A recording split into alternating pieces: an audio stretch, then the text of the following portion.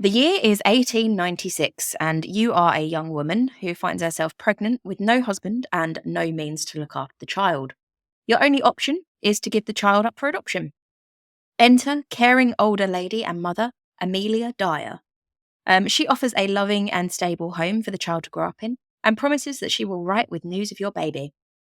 But Amelia Dyer is not all that she seems. Join us as we tell the story of baby farmer, murderer, and potentially insane Amelia, who had become known as the Ogress of Reading. Cool. Yeah, harsh, right?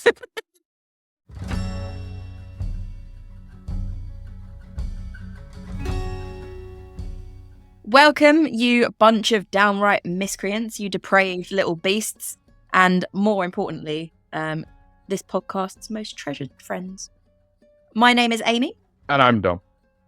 And next time someone tells you that people who listen to true crime to relax are the most likely to be psychopaths, stick two fingers up at them and say, whatever, it'll never hold up in court.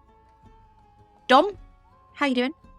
I'm good. Hearing someone's moniker an ogress has actually made my... I would be so offended. I'd be fuming. I'd be like, really? It's a bit mean, isn't it? It is.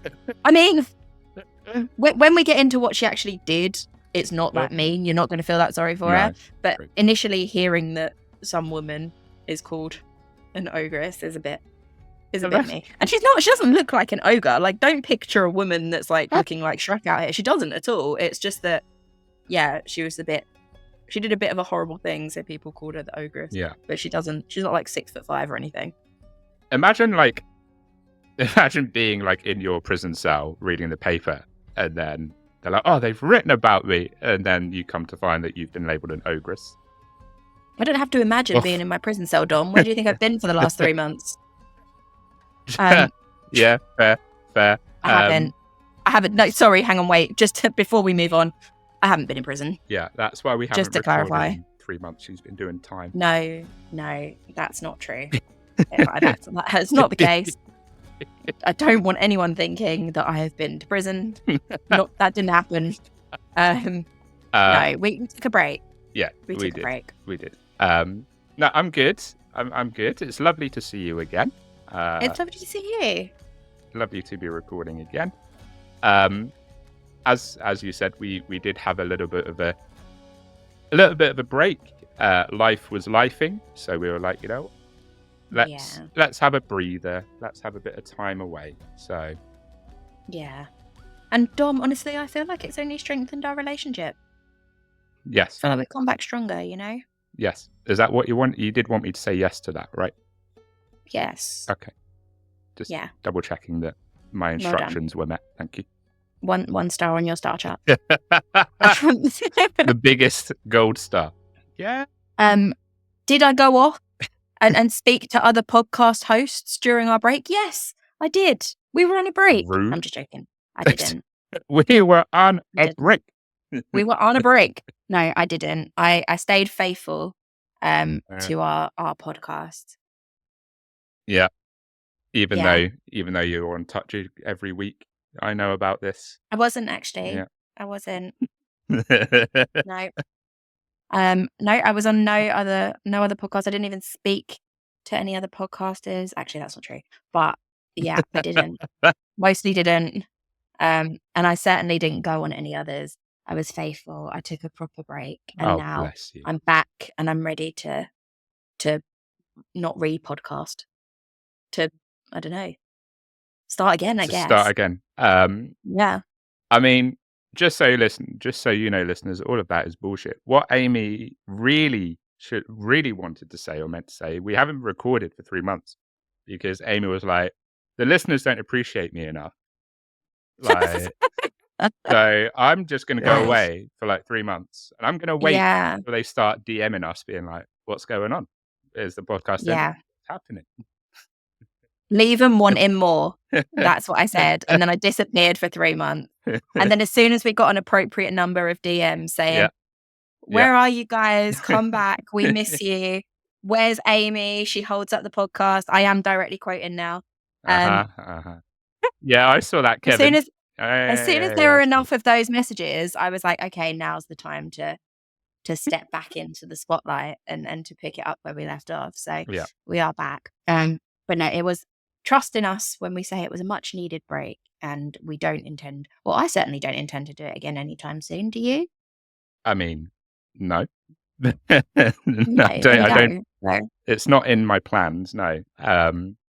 Maybe one day I'll be like, you know what, I've outgrown Horror House, so let's go on another Wow. hiatus. But no, I don't Okay. think that'll happen. I don't think. It will. Wow. I mean, that's a bit Or concerning. maybe I'll be like, you know what? Now the listeners don't appreciate me enough, so let's go Bye. on another 2 months. Yeah. So if you listen to this and you do appreciate us and you missed us while we were away, then maybe just let us know every now and again, you know? A good relationship is built on communication, and we Yes. just like to feel appreciated. A good relationship is built on communication and worship at our feet until we say Yeah. not to. Yeah. Please. You watch it, everyone now just is like, wow, these guys turned into dicks while they were on a break. Let's go. We didn't. We're very much, you know, we're very grateful that you're still with us. And we do appreciate, like, genuinely, we really do appreciate all of the messages. We read quite a few while we were on a break, and it was people checking in and asking if we were okay and if the podcast was coming back. And all of that is always really appreciated. It does mean Yeah. the world. So thank you to everyone that messaged. Yes, absolutely. Whether you're another podcaster like Charlie from Giving Back My Action Movies, or devoted listeners, whoever you may be, it was nice that you checked in, and we did feel appreciated and loved. You did. Which is nice. You know, it's nice to feel loved. Isn't it? Isn't it just? Isn't it just? Tom doesn't get that very much because I never say that. No. I give very little praise, very little affection or love. So he's he's deprived. Amy is very cold and to the point. I am. It's true. It's true. I can't help it. I struggle to show emotion because I have so few. Not once, listeners, have I heard Amy say, "Dom, I'm proud of you." Not once. No. Not once. Do something to make me proud. That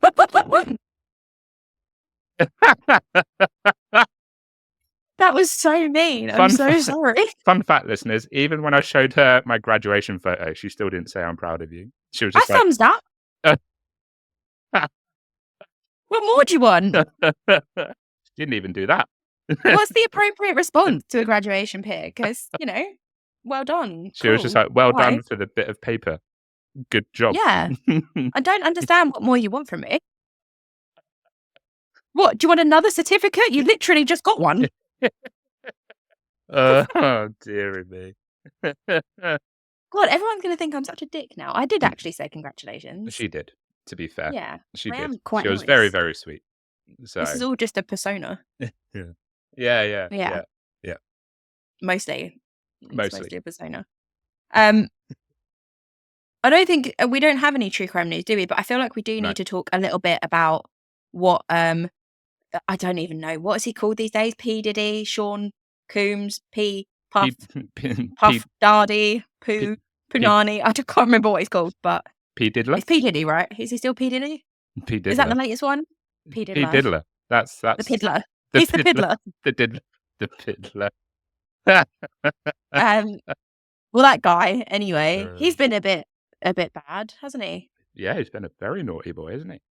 He's been a bit. I haven't heard much about it. All I know is that he's been arrested for. Well, I think again, don't quote me on this, humans, and feel free to leave a comment and give us a message if you do know more about it than we do. But I'm pretty sure it's sex trafficking. Yeah. And sexual assault and rape. I think there's a rape charge in there. Yeah, that sounds about right. That's what I've seen.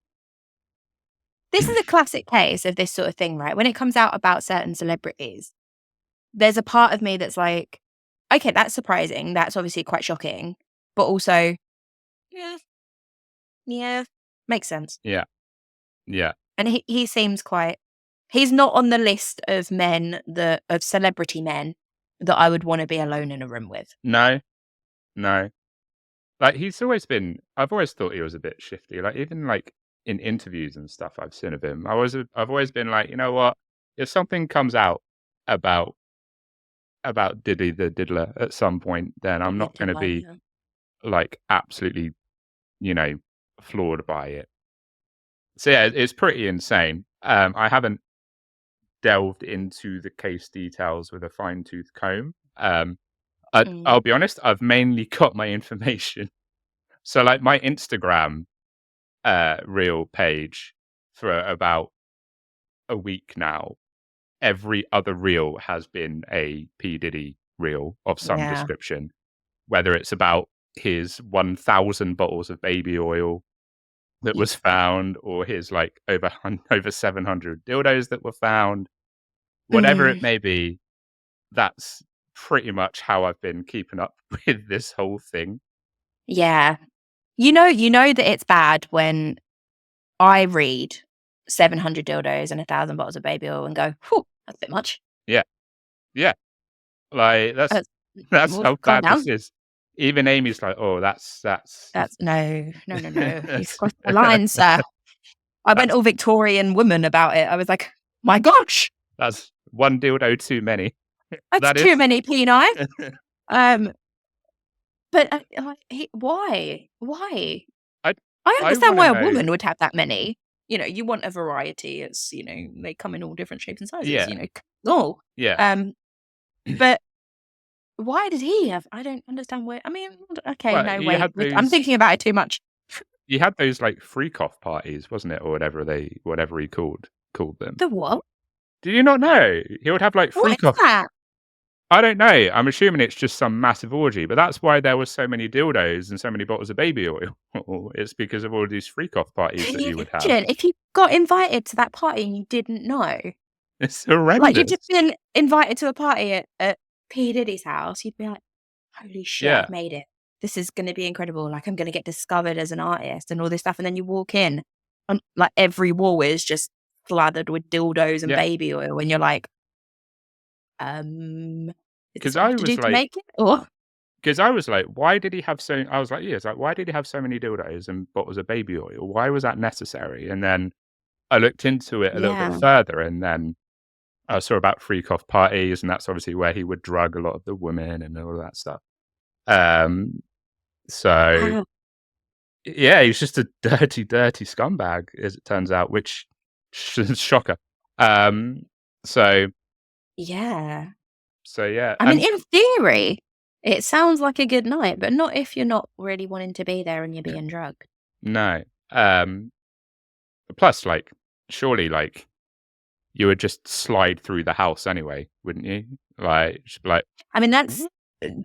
quite a good approach. Like, if you need to make a quick getaway, just grab your baby oil and slide on out. But yeah, I mean, just be careful of the dildos on the way, Can I you imagine? suppose. Everything's slippery.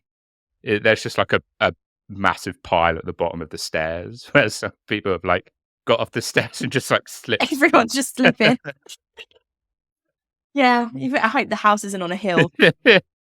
But it's yeah, it's crazy. And like I was just, when I saw like this, again when I saw about the amount of baby oil and stuff, I was just like, I have so many questions about the logistics. Like, where were they stored? Were they industrial? Like, was it That's a very good 1,000 point. bottles of industrial oil? Were they small? Were they big ones? Like, did he just go to Costco and was like, right, I want 1,000 bottles of baby oil? Do How they many even have babies had to 1,000 die to make that much baby? oil? That's Like, so our so Johnson, bad. our Johnson and Johnson now, like, damn, our biggest cash cow is fucking gone. Like, Yeah. so I felt really sorry for the poor guy that had to catalog every single one of those bottles of baby oil at first. I was like, that's a shit job. And then when it came out that there was like 760 or whatever, over 700 dildos, I was like, imagine being the poor fucker that had to catalog every single one of those dildos. Yeah. Imagine having to do that. That would be I mean, because they're terrible. probably, That would be so bad. No one was ever gonna want that job, certainly not me. well, I mean, Yeah, can you imagine bad. if none of them had been like cleaned or anything? Oh, okay. Well, yeah. Like, because That's what Alright. I was Yeah. picturing. I was like, some poor fucker had to catalogue every single dildo, and it's probably not a clean one that's been like. Oh, It's no. probably just got loads of fucking dry cum on it and smegma. Oh, why are you saying those words? We've just come back from a break, Dom. I've got a sensitive little brain. You can't just be chucking stuff like that at me. Not literally. Oh God, stop. Okay, let's move on. He's like, This he's is too much.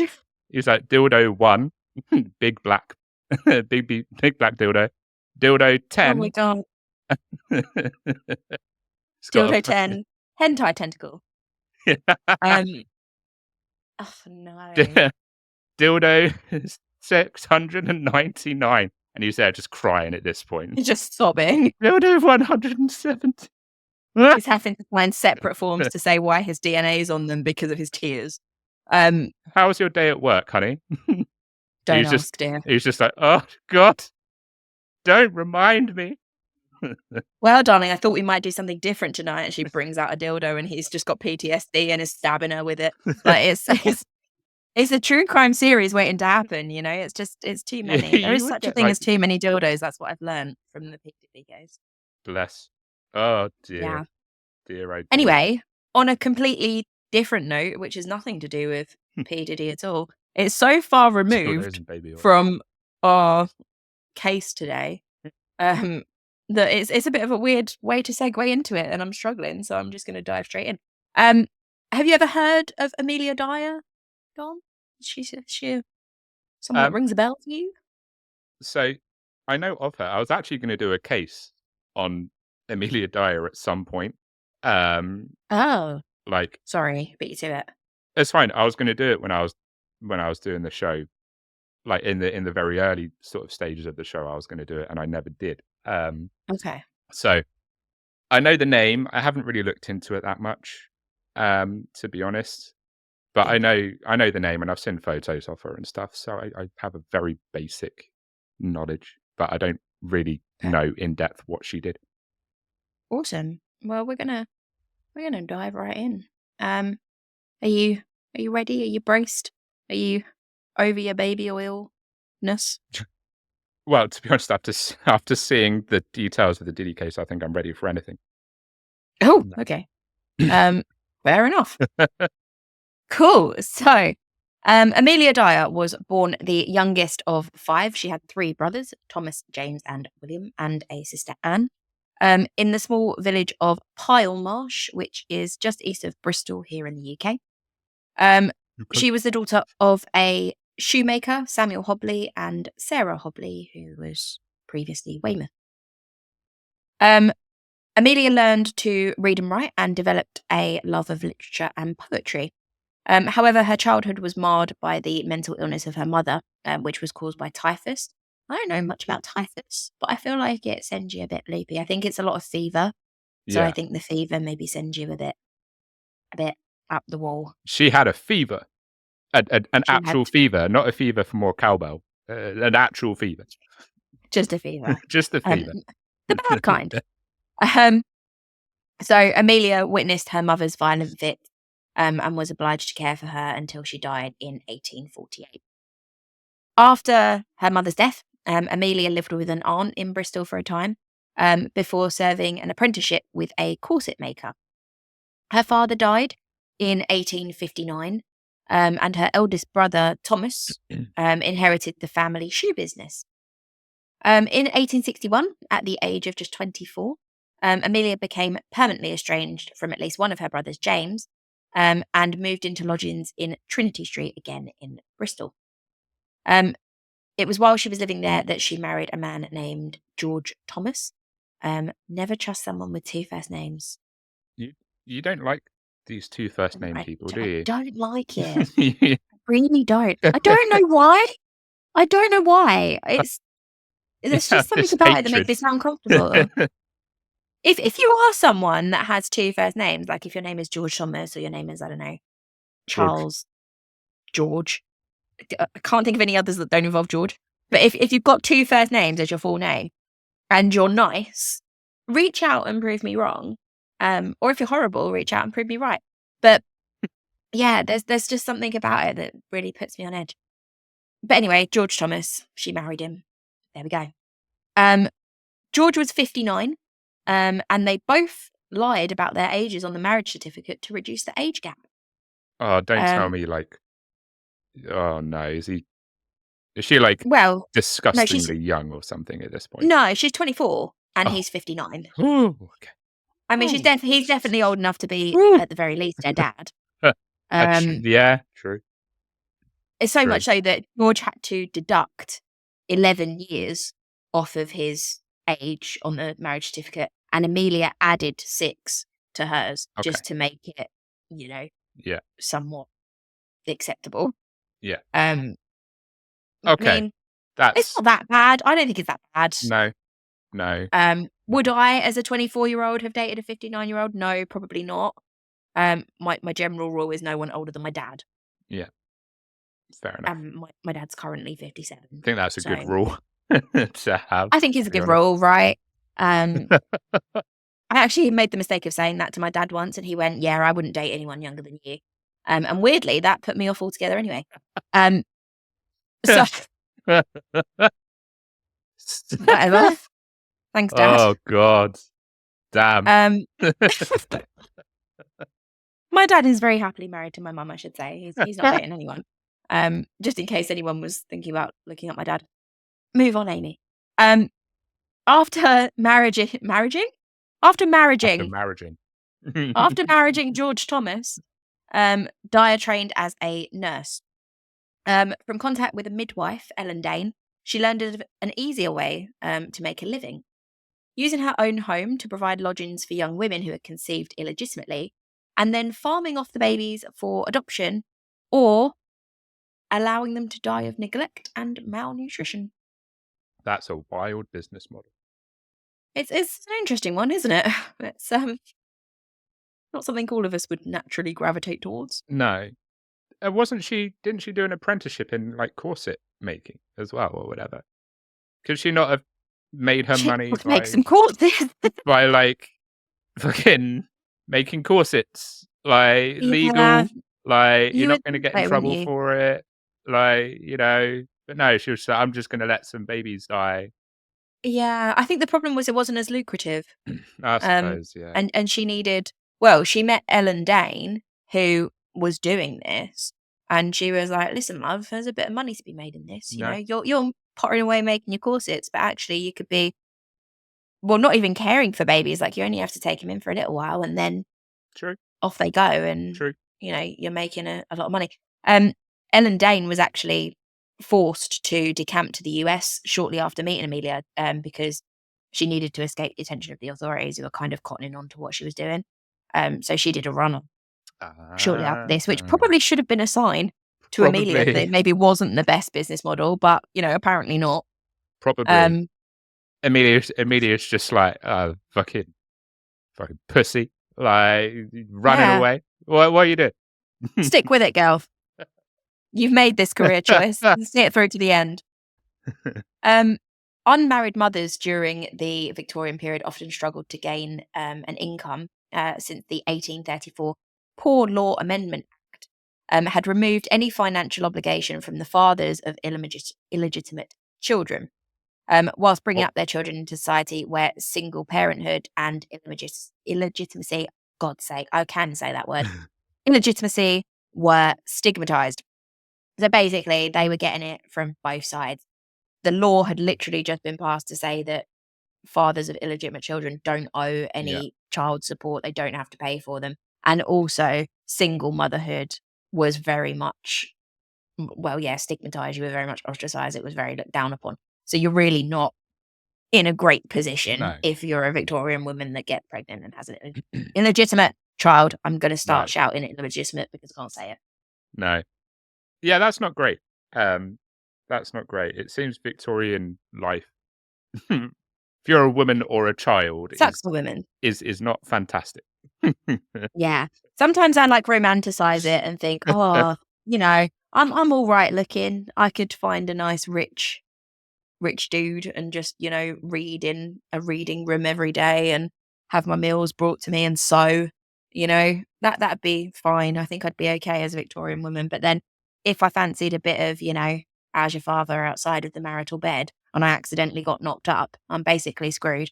And let's be honest, that's probably going to happen. So, Yeah, no, yeah, that's true. That's not true. ideal.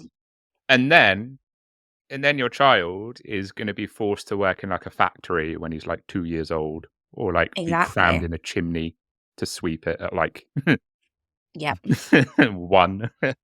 He will join the cast of Oliver. Yeah. Um, because I'm pretty sure that's what happens. Pretty sure you get a musical made about you, I think. Um, that's my understanding of history anyway. So yeah, it's not a nice position to be in for Victorian women if you do find yourself No, knocked up. no, Obviously, absolutely not. those things combined led to the practice of baby farming, in which individuals acted as adoption or fostering agents, which is what Amelia was doing, um, in return for regular payments to upkeep the child, or a single upfront fee that the mothers paid. Many businesses were set up to take in these young women and care for them right up until they gave birth. Um, and then the mothers subsequently left their unwanted babies to be looked after as, quote, nurse children. Um, so, yeah, essentially, it was just a bit of a setup to kind of unburden yourself of Yeah, the problem of a child. Some yeah, mothers wanted to continue to provide for them and, they would send money monthly.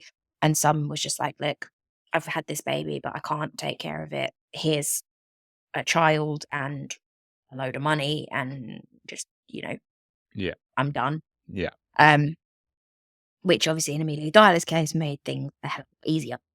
yeah. Um, the predicament of the parents involved were often exploited for financial gain. Um, if a baby had particularly well-off parents, obviously sometimes the father, who more than likely was already married to someone different or whatever, could potentially be quite well off, Mhm. and didn't want his wife or his, society in general to find out. Um, so if they wanted to keep the birth a secret, the single fee might be as much as £80, which obviously today's standards, that's not very much. Victorian standards, holy shit, you're talking like house payment. Yeah, yeah, So fair bit of money. £50 might be negotiated if the father of the child wanted to hush up his involvement, as in an extra £50. However, it was a lot more common that these expectant young women were impoverished, the father wasn't around, and such women would be charged about £5. So still a fair bit of money. It's not a inconsiderable amount of money, but yeah, not as much as, milking a expectant father who's yeah, got a bit of money. Unscrupulous carers resorted to starving the farmed out babies to save money and to even hasten their death. Um, Noisy or demanding babies could be sedated with easily available alcohol or other opiates. Um, Godfrey's cordial, known colloquially as mother's friend, which was a syrup for children um, that contained opium, yeah, actual opium, yeah, um, was a frequent choice, but there were several other similar preparations that were just readily available to quiet a baby, um, which is kind of Jesus. crazy when you think about it. Like, just I know I've said it before on certain episodes, but, like, just how, like, medicine was done way back with then, when just never fails to amaze me. Like, your baby's Mhm. crying, and it's just like, "Have some alcohol." Have a little Like, bit of booze. that's cool. To Let's be fair, that's basically how I treat my own depression. So Yeah, but you're not a newborn baby.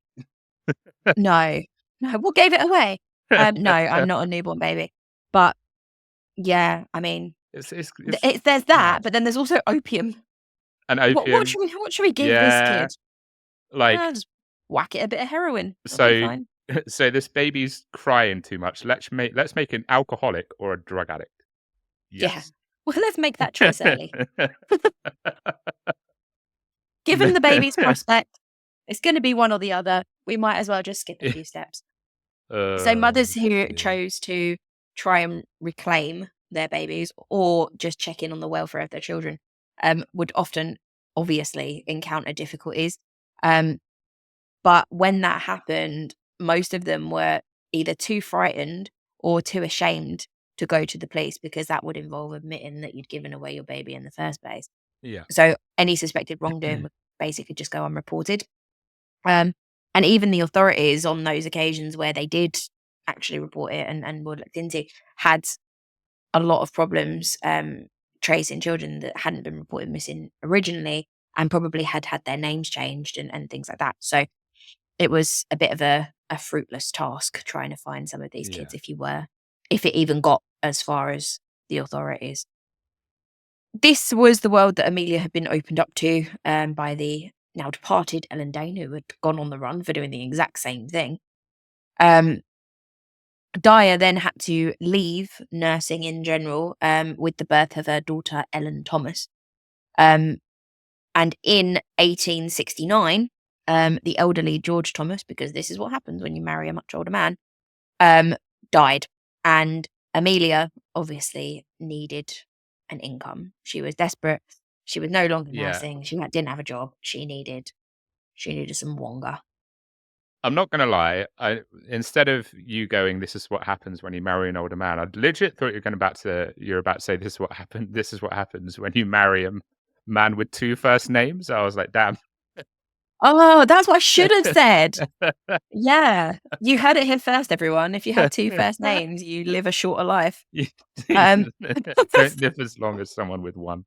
I was like, yeah, "Jesus Christ, Amy." Like, just stop the hate on the 2 first just say names that. people.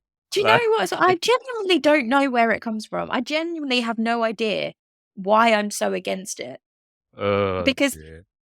normally these sorts of things are like, oh, you've got an ex and he had two first names. No, I don't.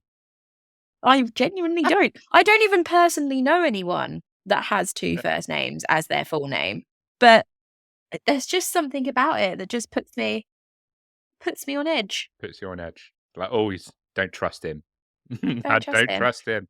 George Thomas, in this case, literally has done nothing wrong. All he did wrong was be old. That was His o it. his only crime was that he was old. He was old, and that's not a crime. As I gradually approach the elderly part of my life, I'm, Yeah, I'm okay with being old. But it's that's coming his in. only crime. And I'm just like, no, fuck you, George Thomas. Fuck you and your stupid names. So yeah, he he copped it, and she was obviously in need of making money quite quickly. I think we've pretty much firmly established that the corset making industry was not one that was going to make her No, rich. no. So she remembered the words of the lovely, well, I say lovely, her friend Ellen Dane, and decided that baby farming was the way to go. Um, As so you do. Dyer was keen to make money from baby farming, and alongside taking in expectant women, she advertised to nurse and adopt a baby in return for a substantial one-off payment and adequate clothing for the child. So basically, she was like, give me a chunk of change and enough clothing to see the kid through to, teens or whatever, Yeah. and I will take your baby and raise it on your behalf. Um, in her advertisements and meetings with clients, she assured them that she was respectable and married, and that she would provide a safe and loving home for the child. Now, she's definitely not respectable. She ain't married anymore because he copped it. And as far as a safe and loving home for the child goes, don't think that that's going to be the case. No, she's 0 for 3 on that. Exactly. I mean, you could have put one truth in there, but no, fine, whatever. None of the boxes have been ticked. None. Not a single one. Not a single box. But she does correct that. In 1872, Amelia married William Dyer, a brewer's labourer from Bristol. They had two children together, Mary Ann, who was also known as Polly. I'm not sure how you get that from Mary Ann, but whatever. And William Samuel. And Amelia eventually then left her husband after that. So she was married for a bit, Oh, okay. sort of. So, a half truth. I There's I a t half truth in there. I took that as for some reason, I took that as, like, she popped out 2 babies and then fucked off. I was like, "Oh." Pretty much, yeah. I think that was basically it. I don't know why she decided that that was a good thing to do. Presumably because she didn't have kids with old George Thomas No. because, you know, Yeah. as Suppose. well as having 2 first names making you old, it also makes you impotent. Um, it doesn't. I don't. Yeah, no, I don't know. We're going with it. Oh dear. Um, so yeah, she was making money doing this, but at some point in her baby farming career, Dyer decided to forego the expense and inconvenience of letting the children die through neglect or starvation. And soon after the receipt of each child, she decided that it would be better to just murder them, thus allowing her to pocket all of the fee without any real care. I mean, care when you're starving and neglecting a baby probably isn't the right word to be using. But she saved time, I guess, by just Yeah. offing them Yeah. immediately. She was like, I'm tired of doing all this legwork. I'm just, I'm taking the easy route. Yeah, I'm just gonna nip it in the bud, so to speak. Yeah. Um, for some time, Dyer eluded the resulting interest of the police. She was eventually caught in 1879 um, after a doctor was surprisingly suspicious about the number of child deaths that he had been called to in Dyer's care. Hmm. However, instead of being convicted of murder or manslaughter, she was sentenced to 6 months hard labour. Um, Wow. the experience allegedly destroyed her mentally, though others have expressed incredulity at the leniency of the sentence, and when compared to those handed out for lesser crimes at the time. So basically, they looked into it, didn't really want to do too much of the legwork in Yeah. terms of what they were looking at, which was potentially quite huge, and went 6 months hard labour rather than going and looking for more evidence and Yeah. convicted her of murder or manslaughter. So yeah, I mean, that's crazy lenient. I think I would be incredulous as well. 6 months yeah, of hard labor? that's it. Fucking hell. Um, obviously, because they didn't have actual proof, I think it was Yeah. just easier for them to say, okay, 6 months hard labour, rather than Yeah. us going to look for bodies, look for paperwork, which there really wasn't very much of anyway. Um, rather than trying to actually build a case, we're just gonna Yeah. get you off our backs for 6 months. And for a woman to be sentenced to hard labour, it's probably quite well. It did. It's completely destroyed her mentally. But obviously, that's not. Yeah. It's not enough when you're No. considering what she actually did. No. No. Yeah, absolutely. She got off pretty light on that, to be honest. Incredibly light. Yes. Um. So yeah, off she pops. She does her 6 months hard labour, which, granted, is probably a lot harder than I'm making it sound, but even so, not a massive amount of time. Um. Upon release, she attempted to resume her nursing career. Um, she had spells in mental hospital due to mental instability and suicidal tendencies, which probably isn't that shocking. Um, and they always coincided with times when it was convenient for her to, quote, disappear. Yeah. Um, being a former asylum nurse, Dyer knew how to behave to ensure a relatively comfortable existence as an asylum inmate.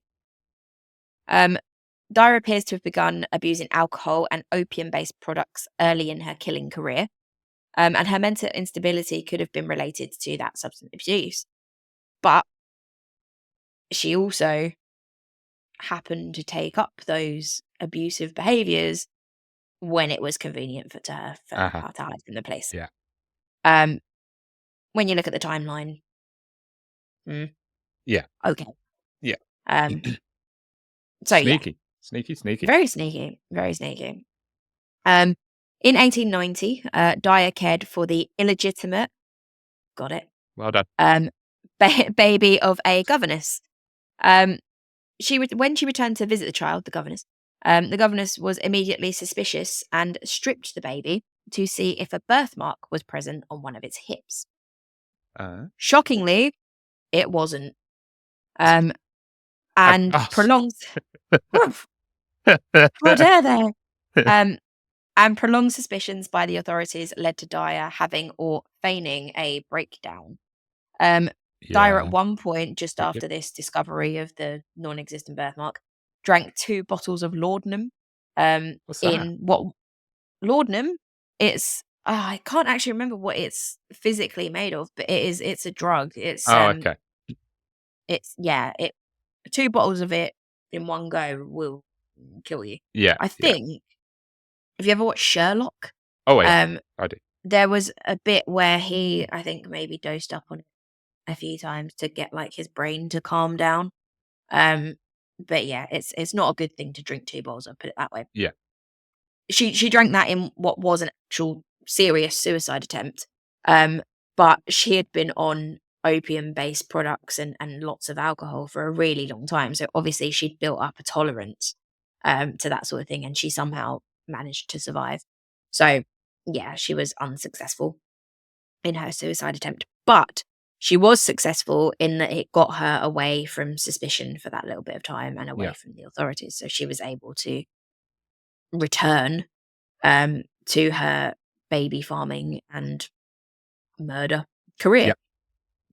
Dyer realized the mistakes that she had made when it come to involving the doctors to issue death certificates, because Okay. obviously that's how she was almost caught. Well, it's how she was caught the first time, because she'd been presenting so many babies to get a death certificate. So rather than doing that, she did what all good serial killers do and began disposing of the bodies herself. Yeah. Um, The precarious nature and extent of her activities again prompted undesirable attention, shockingly enough. And she was alert to the attention of the police, and of a lot of parents who were seeking to reclaim their children or inquire after their children's health. And any time that sort of thing happened, any time that there was parents sniffing around or the police came knocking at the door, she would feign mental illness Yeah. and get herself committed all over again so that you couldn't investigate her. Yeah.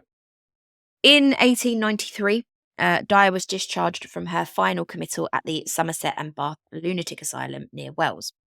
Unlike her previous breakdowns, I'm doing air quote for the benefit of the listeners, because we're not really calling them that. No. Um, this had been a most disagreeable experience, and she never entered another asylum. Presumably, she wasn't acting as well as she had been previously, and therefore they treated her like she was actually insane. So yeah, she decided that she didn't want to do that again. Yeah. 2 years later, Dyer moved to Caversham in Berkshire, accompanied by an unsuspecting associate. Jane Granny is her nickname, Smith, um, whom Dyer had recruited from a brief spell in a workhouse. And she was also accompanied by her daughter and son-in-law, Mary Ann and Arthur Palmer. She'd married by this point. Mhm. This was then followed by a move to 45 Kensington Road in Reading in Berkshire later that same year. Smith was persuaded by Dyer to be referred to as mother, in front of innocent women handing over their children. And this was to convey the sort of image of being a caring mother-daughter relationship. So Amelia was obviously the mother, this was the daughter. Yeah. So that it didn't seem like, she was just a wacky woman, A bit of a nutter. which heaven forbid you do Yeah. that at the wrong time. No, it's true. So it was quite a, I guess, smart setup. You go, you're a young Victorian woman, you're scared. Yeah. You've just had a baby that you definitely cannot keep, or you're about to have a baby that you definitely cannot keep. You see an advert in the paper or, Yeah. wherever you hear about this lady who is a mother, has raised her own children and wants to help you and take the baby off your hands. And she can do all of that for a one-time fee plus some clothing for the kid. And then you're home free. You never have to worry about anything ever again. It seems quite tempting. So when you turn up and she's legitimately there with her supposedly legitimate daughter that has been grown up, you think, okay, well, yeah, Yeah. that sounds good. So seemingly a pretty solid system and way of earning money.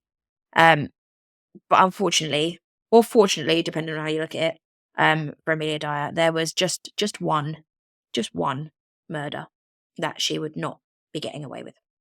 Dun dun dun. Dun dun dun. Dun, dun, dun.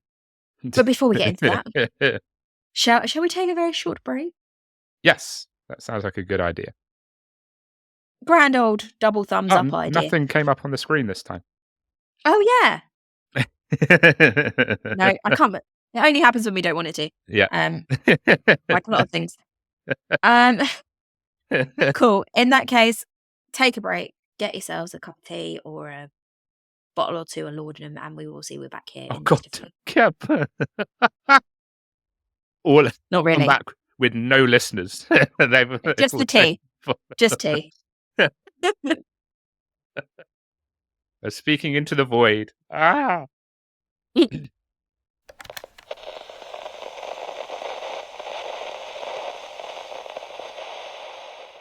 Welcome back, and thank you for joining us for part 2 of this episode. Dom, that's 2, in case you didn't know that part in French. It is. We had a very, very short, incredibly short French conversation during the break because Dom does not know very much French at all. No. So, we'll work on it. So my GCSE French taught me med. So that's something.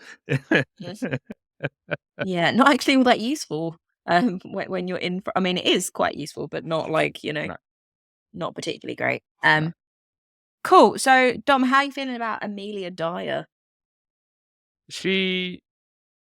I mean, got to give the devil her due, I suppose, a little bit. She knows the tricks, and she knows the tricks. the little sneaky She's working things the system that she needs to do. Yeah, she's working the system. Obviously, that's not me saying that she's a good person. She's not. Funny that we're talking about a person that's a bit of a piece of shit. Who would have thought? Strange. Yeah, odd. So yeah, she's not a good person. Very, very sneaky. She definitely knows how to play the system to benefit herself, it seems. Yeah. Yes, she does. However, not everyone can get away with everything forever. No. And that's a very broad sentence, isn't it? Yeah. But Amelia Dyer could not get away with murder forever. No. It only takes one tiny mistake. Just the one. Yeah. To slip up and be caught, and for the whole sweater to unravel from that one yarn. That's good. Thank you. Thanks. I've been working on it. It's almost like we've been doing this for quite a long time, and despite the break, I haven't forgotten how to do it. You've been sitting on that one since we last recorded. I literally thought of that at the end of the last recording, and here we are 3 months later, back in. Cool. So that hiccup came for Amelia Dyer in January 1896, when Evelina Marmon, a popular 25-year-old barmaid, gave birth to an illegitimate daughter, Doris, in a boarding house in Cheltenham. She quickly saw offers of adoption and placed an advertisement in the miscellaneous section of the Bristol Times and Mirror newspaper.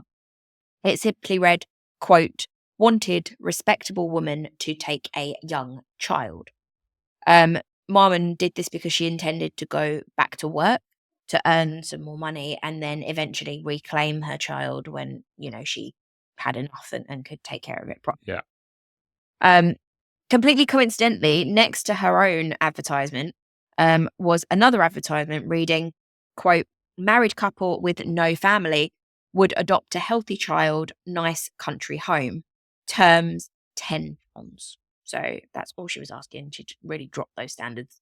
Just £10 for an adoption.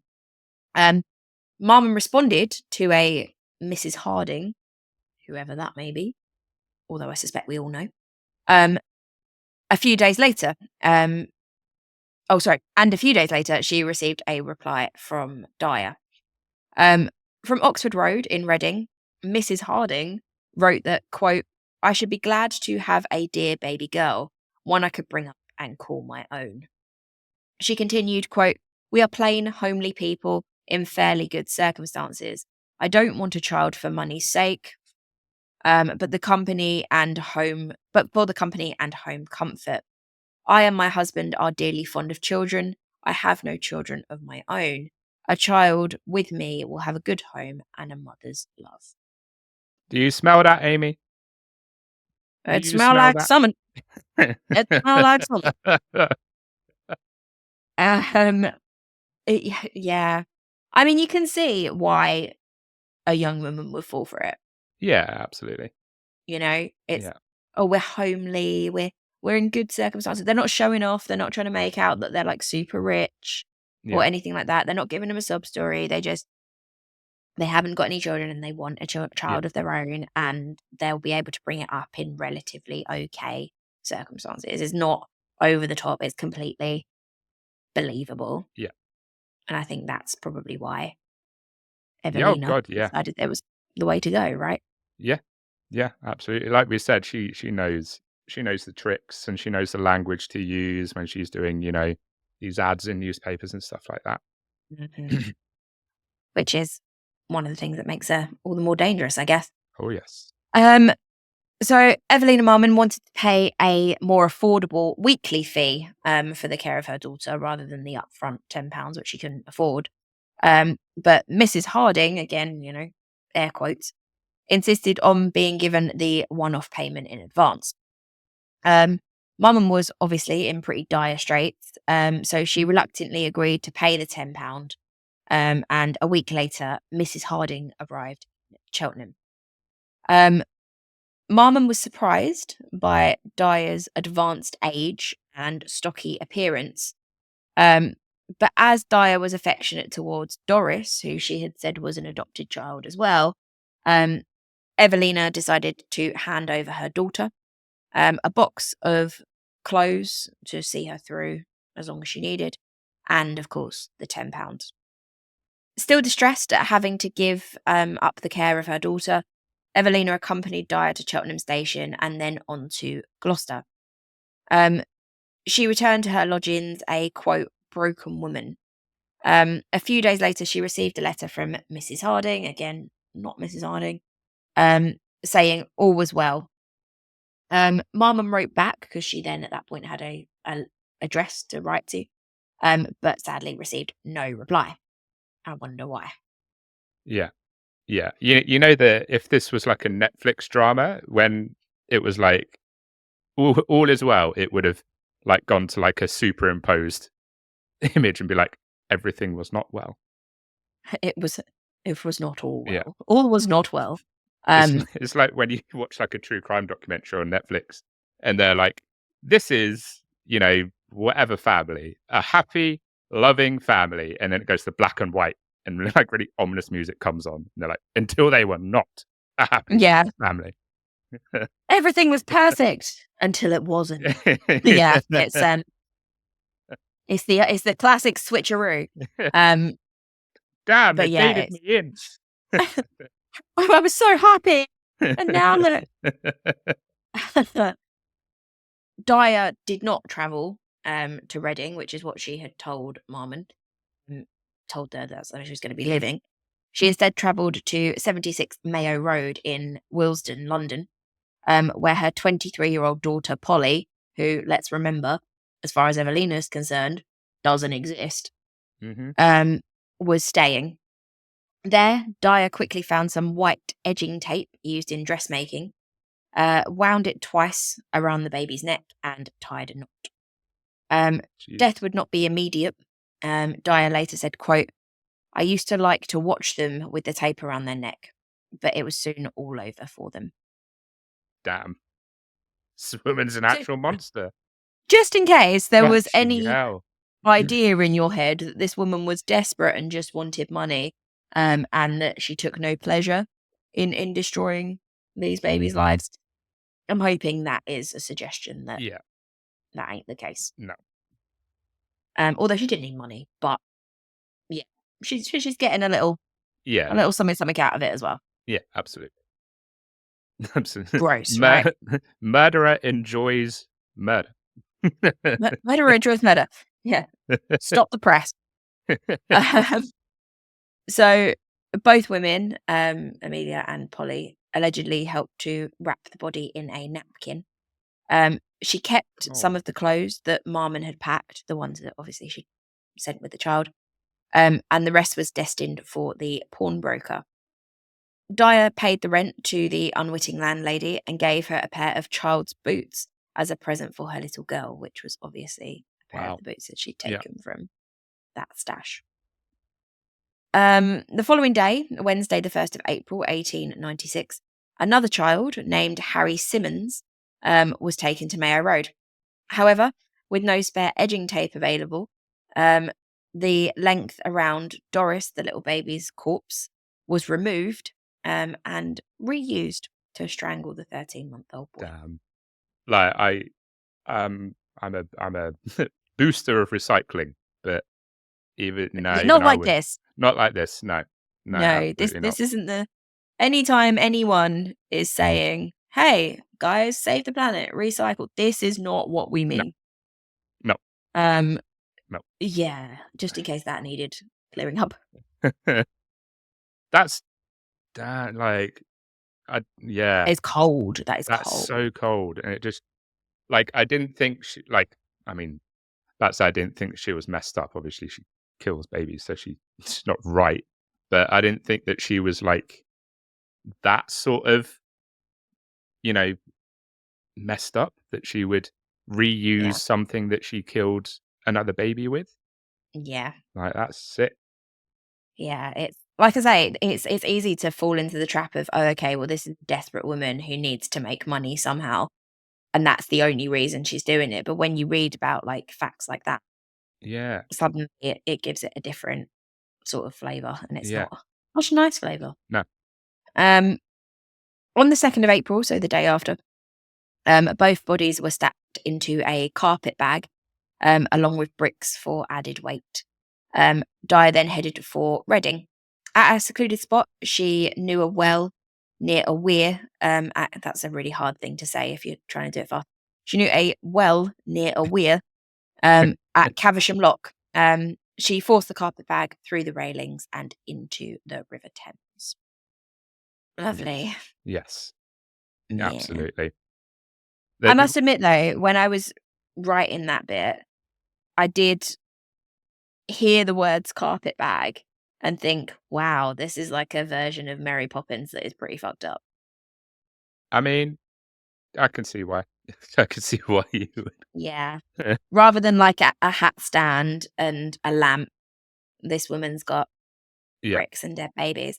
But yeah, like, it's like the horror version of Mary Poppins. that's been like that's it. Oh dear, I was about to be like she tries to fly, and it's like the bricks are weighing it down. Can't do it. Can't do it. Can't do it. Although to be fair, with the amount of opiates she's on, this woman's high as a kite most of the time No, anyway. no, true, true, very true. Um, and yet again, the River Thames being used as a dumping ground.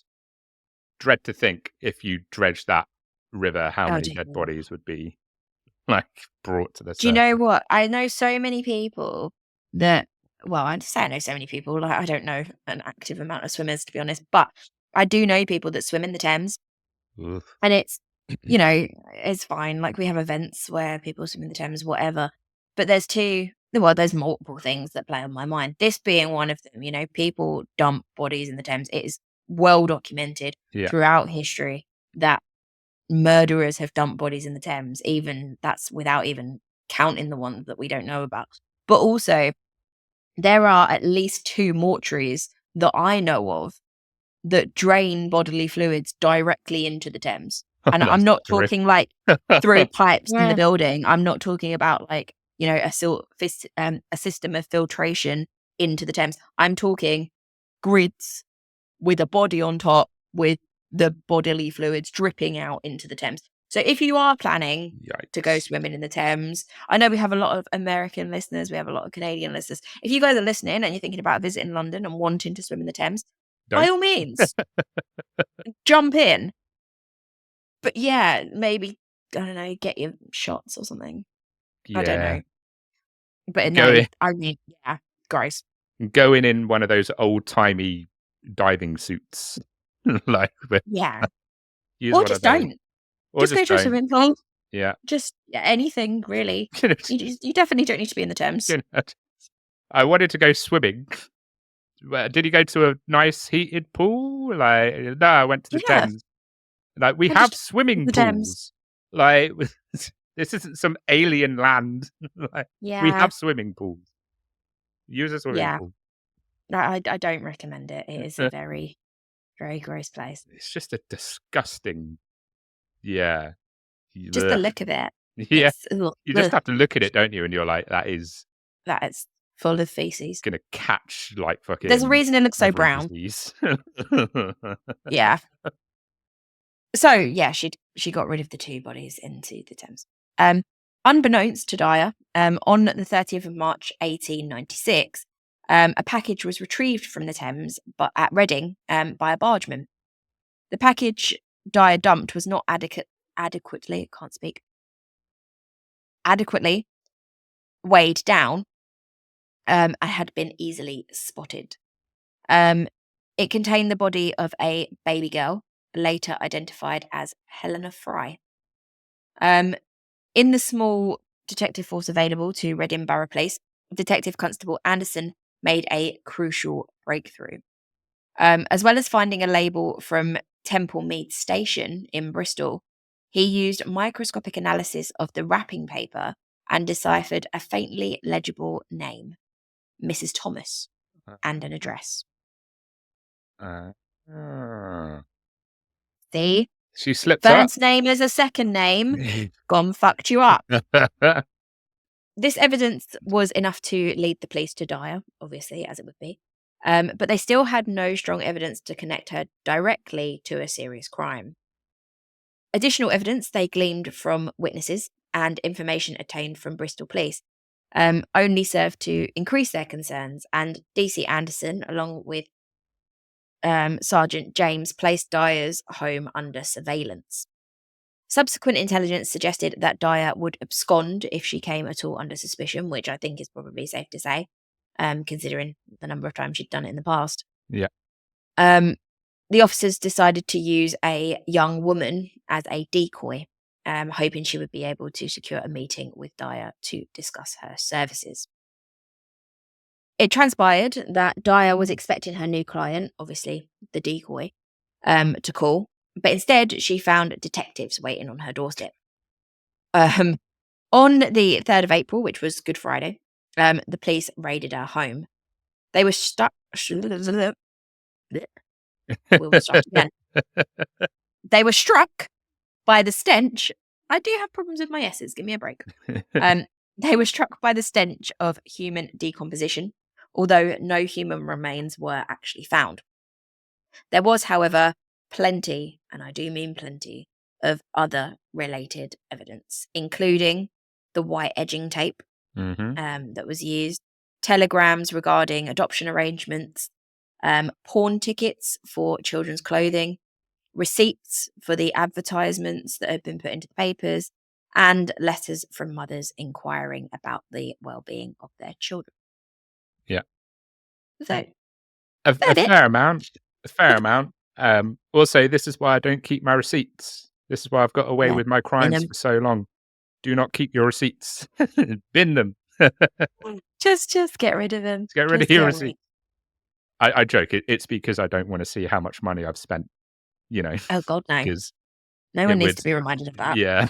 I'm like, nope. No, thank you. No, I'm good. You know. Yes, I've got a tenner to last me till the end of the month, but Like, that's fine. I don't need to know.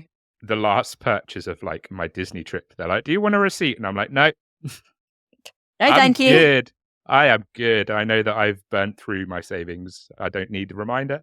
Thank you. I'm just going to pretend like they're still there. So the police calculated that in the previous few months alone, at least 20 children had been placed into the care of a Mrs. Thomas, who is now believed to be Amelia Dyer. Yeah. It also appeared that she was about to move home again this time to Somerset. This rate of murder, so, that amount of babies in that amount of time, has been extrapolated so that some estimates say that Dyer may have, over the decade, killed over 400 babies and children, making her one of the most prolific murderers. Yeah. Yeah. Dyer was arrested on the 4th of April, so just a few days later, and charged with murder. Her son-in-law, Arthur Palmer, so Polly's husband, was charged as an accessory.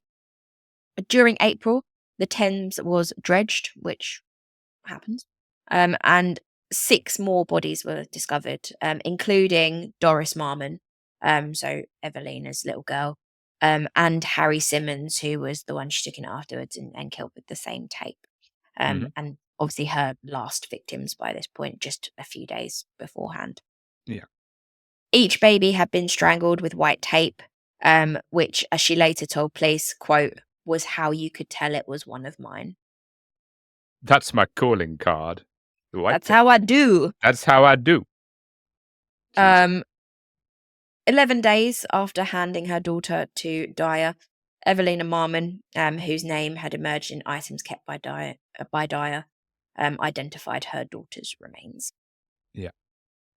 On the 22nd of May, 1896, so just over a month later, Dyer appeared at the Old Bailey and pleaded guilty to one murder, that of Doris Marmon.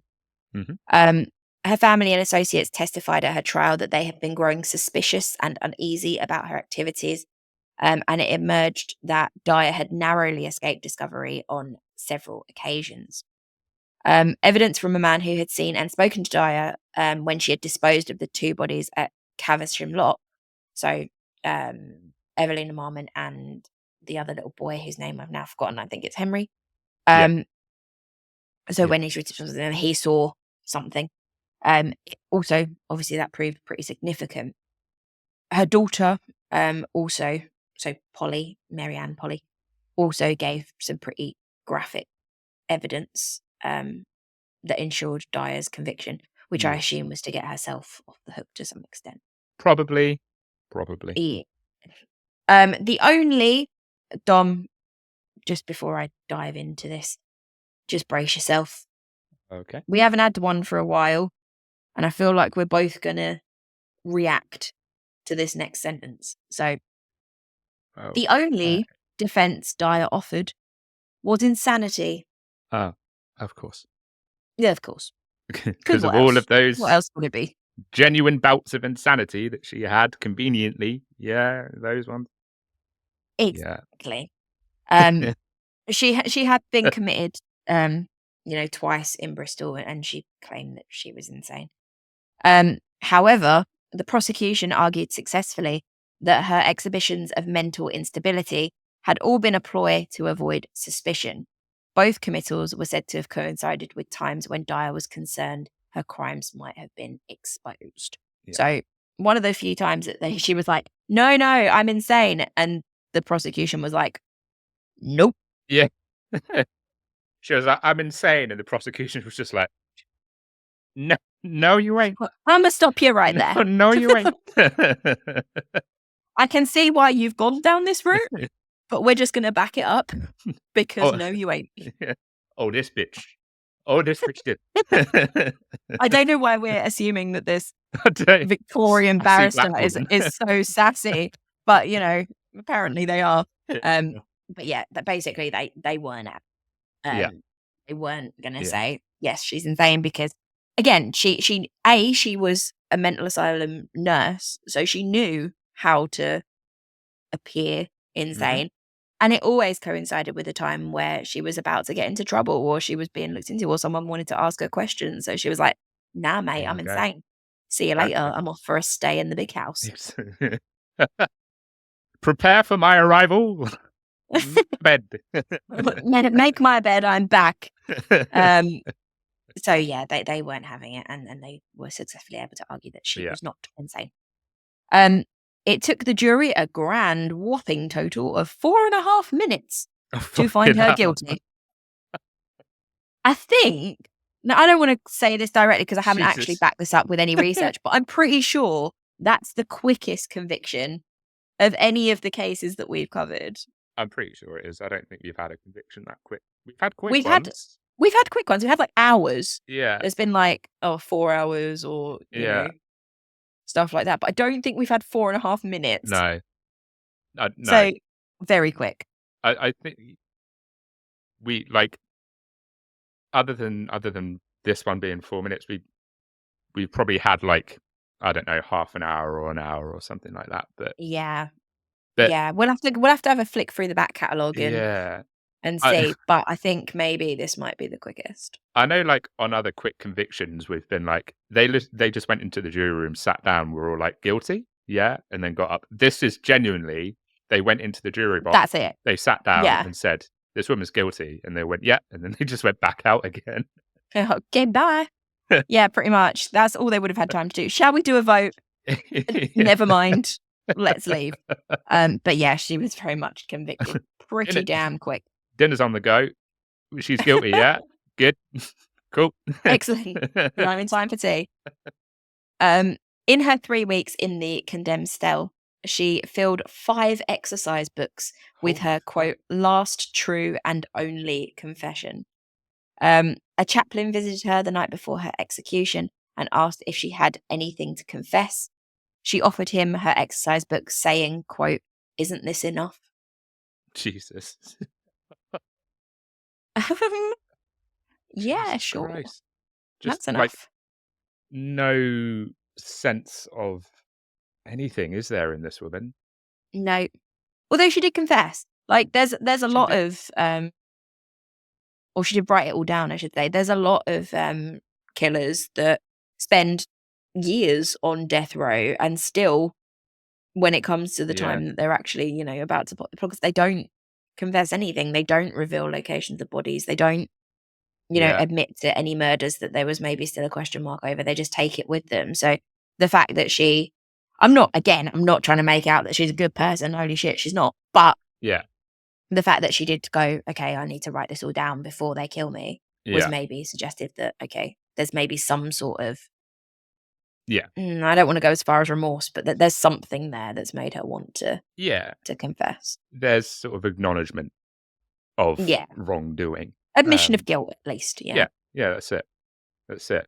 It's just being like, isn't that like, I could just picture like the the priest or whatever it was, being like, "Have you got anything to confess?" And she just like points at the books on the table, and it's like, "I've just written 5 fucking books. You want me Like, to read it? you want me to read it to you? You want me to make a Like, fucking audio book? can you What do you read? want? Like, I'm sure you can read. Like, it's in the books. It's in the goddamn Yeah. books." Yeah. Priest's just like, oh, okay. This was really just a Yeah. courtesy call. The priest just like, "All right, Amelia, fuck, calm Chill. down." No white tape in here, love. So yeah, Dyer was hanged by James Billington at Newgate Prison on Wednesday, the 10th of June, 1896. Asked on the scaffold if she had anything to say, she said, quote, "I have nothing to say," just before being dropped at 9 a.m. precisely. Yeah. It's uncertain how many more children Amelia Dyer murdered. However, inquiries from mothers, evidence of witnesses, and material found in Dyer's homes, including the letters and many babies' clothes and things like that, pointed to many, many more. The Dyer case, as you can imagine, caused an absolute scandal. It was all over the papers. And she became known as the Ogress of Reading. Ogres steal babies. Yeah. But she inspired at the time a popular ballad, a little, children's rhyme that I wanted to end the episode with. It feels like a good place What? to end the episode. No, not like a children's rhyme, but like a, there was a little chat about it. I was about to say, what, like a nursery rhyme? Like, No, I mean, no one's using it to like sing their kids to sleep. lullaby time, child. Yeah. Yeah. Be careful, go to sleep now, or Amelia Dyer will get her white tape. And, Jesus. No, so there was a little ballad that went round, Okay. inspired by her. It goes like this: the old start again, Amy. What is wrong with you? Come on, you've got this, girl. Come on. The old We read in public all the time. We don't need to stress about this. Let's do it again. The old baby farmer, the wretched Miss Dyer, at the Old Bailey her wages is paid. In times long ago, we'd a made her a big fire and roasted so nicely that wicked old jade. Oh, I like that. I like that too. It's quite good, isn't it? That's good. I'd love to say I wrote it, but I wasn't there, so I didn't. That's good. But yeah, it's nice. But that is the story of Amelia Dyer, the Ogress of Reading. So yeah, what are your thoughts, Dom? Did you know as much as you thought you did? No, not at all. Not at all. I knew her name. I think I've seen photos or a photo Mm. of her. And I knew that her crimes were in some way related to Mhm. children. I didn't know if she was a child murderer. I didn't know if she, helped, kill Yeah. children or whatever. Mhm. So it was very sort of surface level stuff Yeah. that I knew. I didn't know it in depth. But a horrible person, shockingly enough. Yep. Clever, and Mhm. we've covered our fair share of criminals that are just dumb as fuck. And I'm like, maybe Yeah. being a criminal is not what you should be because you're not very good at it. Just do something different. Just do something else. Choose a different career field. Maybe during your career day, being like, I want to be a murderer, someone should have been like, I don't know, you seem, You seem dumb. you seem a bit silly, So so I probably shouldn't look at that kind of work. I think I'd make a good careers advisor. I think I that was think quite you would. good. I think you would. Kid comes in and they're like, I really want to be a scientist. I'm like, interesting. You are thick, so you are going to have to rethink that. I love the ambition, but also no. Oh dear. But yeah, she was. You're right. She was clever. And I think using that knowledge that she had of looking after mentally ill people to then make herself appear Yeah, mentally ill yeah, is somewhat genius. Not the right kind of genius, not the yeah, helpful yeah, kind of genius, but definitely still genius. yeah. And yeah, a lot of children, I think, were dispatched at her hands. Yes, absolutely. And obviously, they're probably the worst kind of killer that we can cover. Mhm. Is people that decide that you know children who are pretty much defenseless against a grown adult Mhm. are the ones to go. Yeah. Awesome.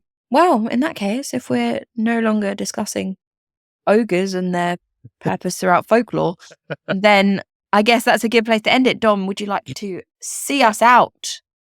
Yes. Let's see if I can remember how to do this. So before I get into the proper sort of wrap up, um, so there's a few ladies that I want to give a shout out to. Erin and Kate. They're on Instagram. They are the Doom Buddies. So if you're a Disney fan and a fan of the Haunted Mansion, you will know that the ride vehicle is a Doom buggy. So obviously that is a play on that. They are lovely, lovely people. We talk quite often on my other Instagram page that I have. The way I phrased that sounds like it's some NSFW page. It's not. No, that's mine. Like that's I'm not the host with the with the lewd Instagram. That is not me. Trust me, guys. You don't want to see what's underneath these clothes. It's not pretty for anyone. Um, but it is. It's got Disney and It's theme taken a park turn.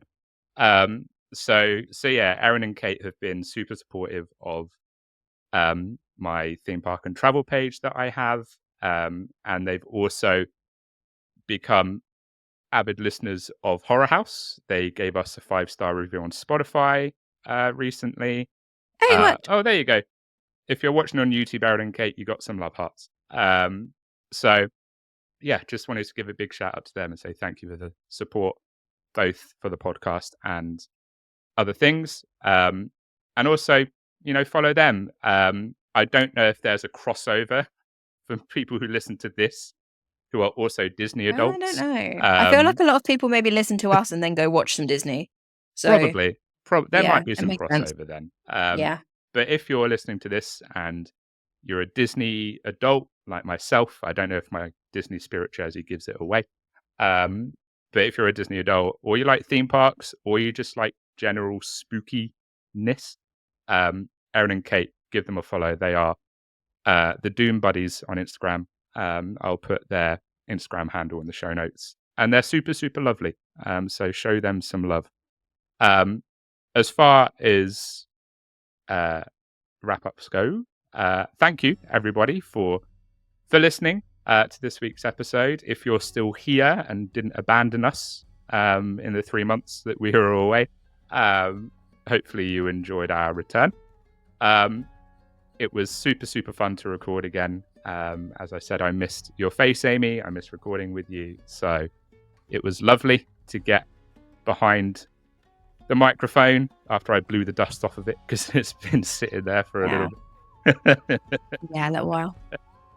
If you would want to support us, there are many ways you can do that. You can follow us on Spotify. You can follow us on Instagram. You can now leave comments on Spotify on like a particular episode. So if you want to do that, you can do that. Leave us a 5-star rating on Spotify if you want to. Or if you don't, we're not going to hunt you down. Don't worry. Or any podcast. That would be lovely. If you do want to support us with a little bit of dollar, there is the Buy Me a Coffee link. So if you want to throw us some moolah. As for next week's episode, honestly, I haven't got anything prepared. I know. Who are you? Right.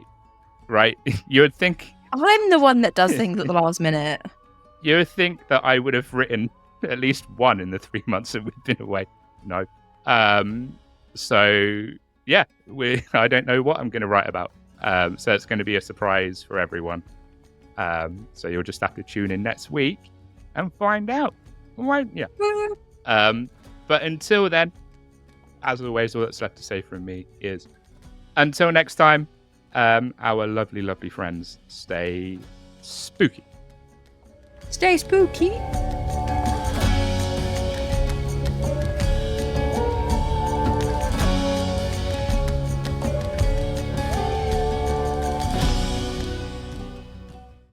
Yeah, boy. Don't call it a comeback. Don't say that around certain people, because they might get the wrong idea. What? Don't was worry. that a sex reference that I didn't get? No, that was a Diddy reference. Oh, is that what it's from? Oh, God. No, I don't know. Don't worry. Okay. His freak offs, I'm sure someone probably might have said that. And then, like, he took it the literal sense. Like, no, Diddy. No, don't do it. That's not what they meant. Yeah. Do you know what? I think I couldn't even name you one of his songs, but I can tell you that he's got 700 dildos, and that says a lot about a man. 700 dildos is still insane. I can't quite wrap my head around that. Considering you've only got, I mean, he personally hasn't, but considering you've only got 3 holes, what the fuck are you doing with 700 dildos? Has he got like a Monday one, a Tuesday one, a Wednesday one? Like, what's even if you're DP in all 3 holes, you're still only up to 6. So 700 just seems excessive. I don't know. I feel like we must have at least 1 or 2 listeners that also have 700 dildos. So you've got 700 dildos. Call me. Leave a comment why and call Amy. Yeah. I want to hear from you.